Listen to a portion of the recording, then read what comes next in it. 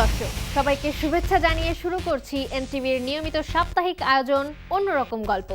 এই পর্বে আপনাদের সাথে আছি আমি মালিহা হোসাইন।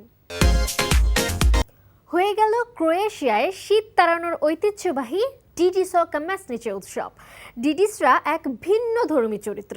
তাদের গায়ে জড়ানো থাকে রঙিন পোশাক আর গায়ে ঝুলানো ঘণ্টার শব্দ করে গ্রামে গ্রামে ঘুরে শীত তাড়িয়ে বেড়ায়। ডিডিসদের বিশ্বাস, রঙিন শোভাযাত্রা শীত তাড়িয়ে বসন্ত আনবে।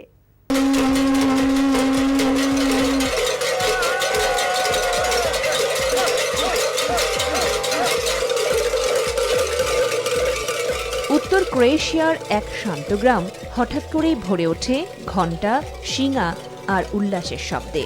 শুরু হয় এক শতাব্দী প্রাচীন ঐতিহ্য ডিডিস কামেসনিচে। রঙিন ফিতা, ভেড়ার লোমে তৈরি পোশাক আর কোমরে ঝোলানো ভারী ঘণ্টার এই ডিডি চরিত্রগুলো গ্রাম থেকে গ্রামে ঘুরে শীতকে তাড়িয়ে বসন্তের আহ্বান জানায়।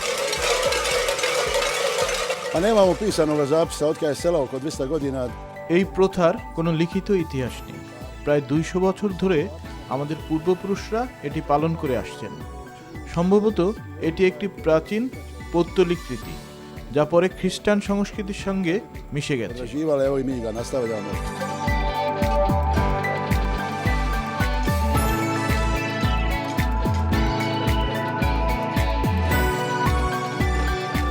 এই উৎসবের সবচেয়ে অদ্ভুত অংশ একজন গর্ভবতী কনের জন্য বর খোঁজা। ডিডিরা একের পর এক বাড়িতে যায়, খাওয়া দাওয়া করে, কিন্তু কোথাও বর পাওয়া যায় না। আমরা প্রতি বছর বর খুঁজি, কিন্তু তাকে আর খুঁজে পাই না। তার পরের বছর আবার নতুন করে খোঁজা শুরু হয়।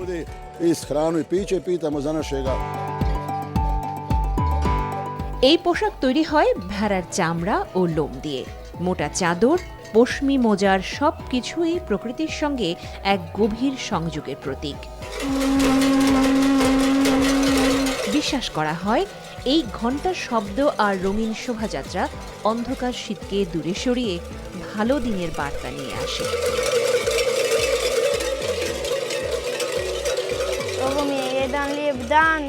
আজকের দিনটা আমার খুব সুন্দর লেগেছে। আমি চাই এটা বছরে আরো কয়েকবার হোক।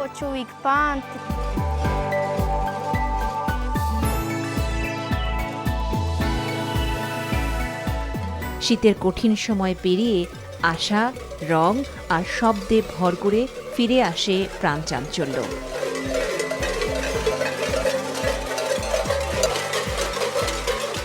ক্রোয়েশিয়ার এই অনন্য উৎসব প্রমাণ করে ঐতিহ্য শুধু অতীত নয়, এটি মানুষের আনন্দ আর একতার উৎস।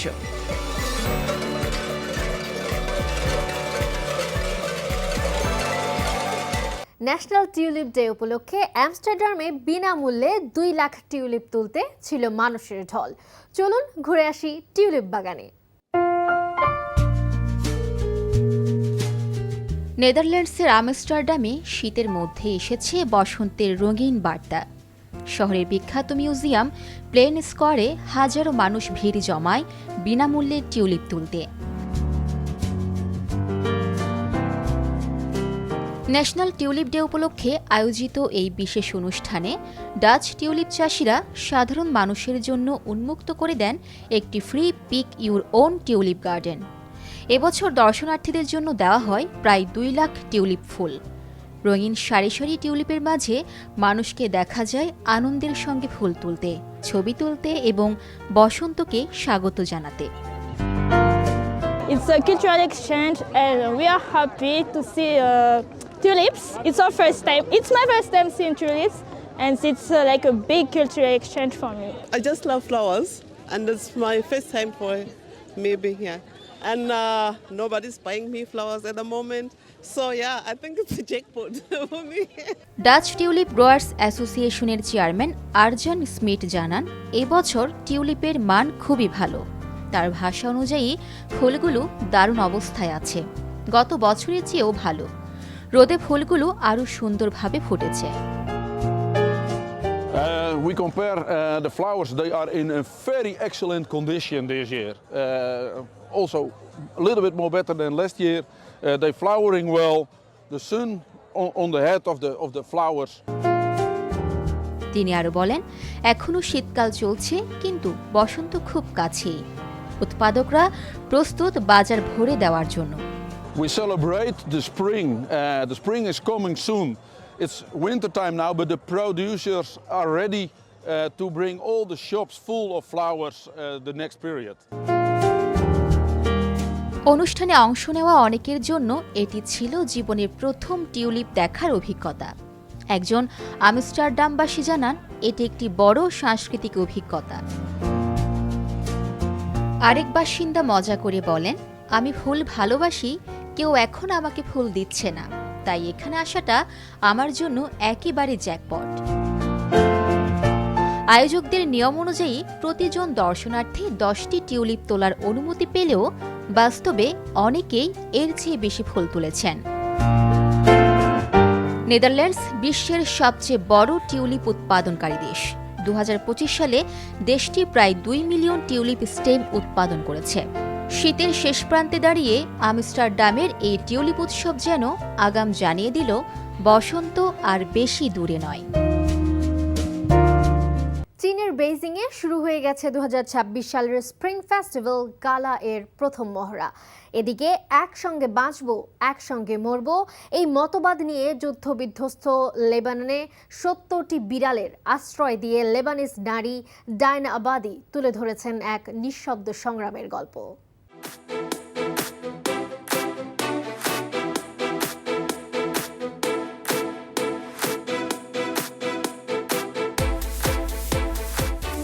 চীনের বেইজিংয়ে শুরু হয়ে গেছে 2026 সালের স্প্রিং ফেস্টিভ্যাল গালা এর প্রথম মহড়া।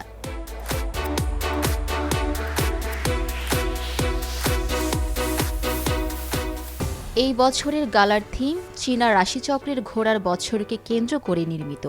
মহড়ায় দেখা গেছে রঙিন পোশাকে শিল্পীদের অংশগ্রহণ, শিশু শিল্পীদের অনুশীলন এবং অত্যাধুনিক ভিজুয়াল ইফেক্টে সমৃদ্ধ মঞ্চসজ্জা। গালাটিতে ব্যবহার করা হচ্ছে AI, ARI, XR প্রযুক্তি, যা বাস্তব ও ভার্চুয়াল জগৎকে একসাথে উপস্থাপন করছে। ঘোড়া থিম ভিত্তিক শিল্পকর্ম, মৌলিক গান ও অপেরা পরিবেশনার মাধ্যমে তুলে ধরা হচ্ছে অগ্রগতি ও অধ্যাবসায়ের প্রতীক। গত বছরের মতো এবারও গালার মঞ্চে ফিরছে রোবট পারফর্মাররা।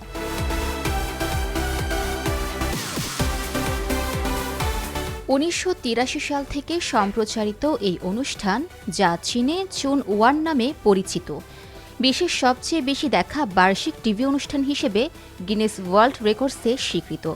2026 সালে স্প্রিং ফেস্টিভ্যাল গালা সম্প্রচারিত হবে 16 ফেব্রুয়ারি চীনা নববর্ষের আগের রাতে।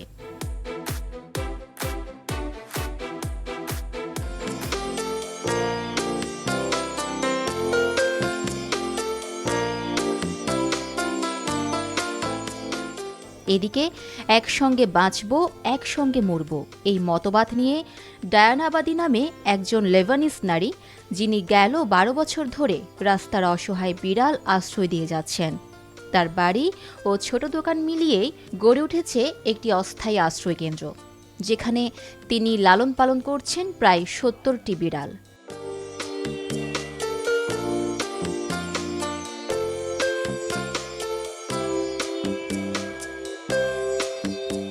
এই আশ্রয়কেন্দ্র শুরু হয়েছিল একটিমাত্র বিড়ালকে আশ্রয়ের মধ্য দিয়ে।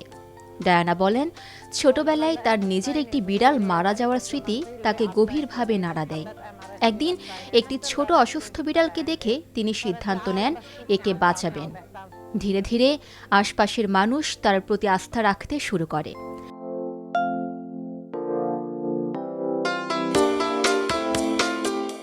ডায়ানা নিজের আয়ের বড় অংশ ব্যয় করতে শুরু করেন এই প্রাণীদের খাবার, চিকিৎসা ও পরিচর্যায়। এখন তার কাছে 70টি বিড়াল আছে। দত্তক না দিলে এর সংখ্যা আরও বাড়ত। এর মধ্যে অনেক বিড়ালই বিশেষ চাহিদা সম্পন্ন। কেউ অন্ধ, কেউ আহত, কেউ দীর্ঘমেয়াদী অসুস্থতায় ভুগছে। 2023-24 সালে লেবাননে যুদ্ধ পরিস্থিতি তার জীবন আরও কঠিন করে তোলে। সংঘর্ষের সময় নিরাপদ জায়গায় সরে যেতে চাইলে তাকে বলা হয়েছিল, নিজেকে বাঁচাও, বিড়ালগুলো ছেড়ে যাও। কিন্তু ডায়ানার উত্তর ছিল স্পষ্ট, আমি একা কোথাও যাব না, আমরা একসঙ্গে বাঁচব, না হলে একসঙ্গে মরব। যুদ্ধবিরতির পর তিনি আবার নিজের পুরনো ঘরে ফিরে আসেন এবং ধাপে ধাপে সব বিড়ালকেও ফিরিয়ে আনেন। ডায়ানা বিড়ালদের মাঝে ঘুমান। তিনি বলেন, এটাই আমার জীবন। أنا عايشة هون، أوقات بطلع بنام فوق عند البسينات، أوقات بفرش هيدي فرشتي. এই গল্প শুধু বিড়ালের নয়, এটি মানবতা, দায়বদ্ধতা আর নিঃশর্ত ভালোবাসার এক নীরব উদাহরণ।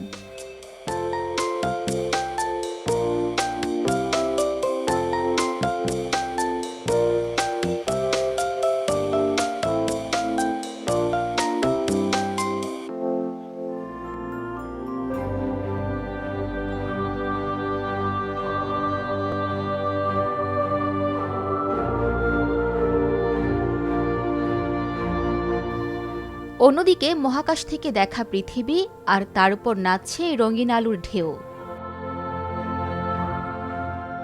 আন্তর্জাতিক মহাকাশ স্টেশন থেকে ধারণ করা অসাধারণ অরোরা লাইটস।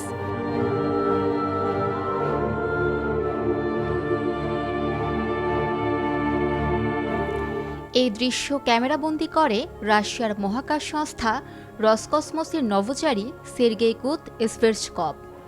তিনি বলেন, গেল 2 দশকের মধ্যে সবচেয়ে শক্তিশালী সৌরঝড়ের সময় চারপাশে ছিল লাল আভা। মনে হচ্ছিল আমরা যেন আলোর ভেতর দিয়ে ভেসে চলেছি।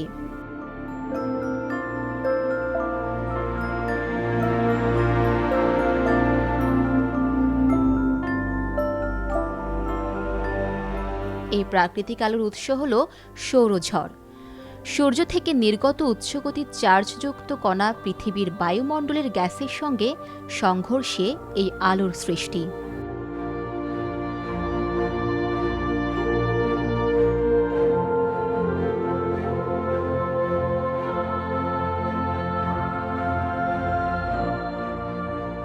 সাধারণত অরোরার রং হয় সবুজ, তবে শক্তিশালী সৌরঝড়ের সময় গোলাপি ও লাল রঙও দেখা যায়।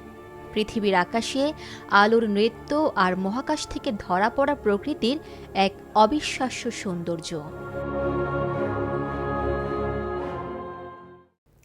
চলে এলাম একদম শেষে।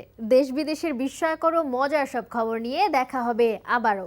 কেমন লাগলো আমাদের আয়োজন বা কোনো পরামর্শ থাকলে জানাতে পারেন চিঠি লিখে। আমাদের কাছে চিঠি লেখার ঠিকানা প্রযোজক অন্যরকম গল্প, NTV, PSSC ভবন, 102 কাজী নজরুল ইসলাম অ্যাভিনিউ, কারওয়ান বাজার, ঢাকা 1215। দেখা হবে আবারও শুক্রবার সকাল 10টা 10-এ।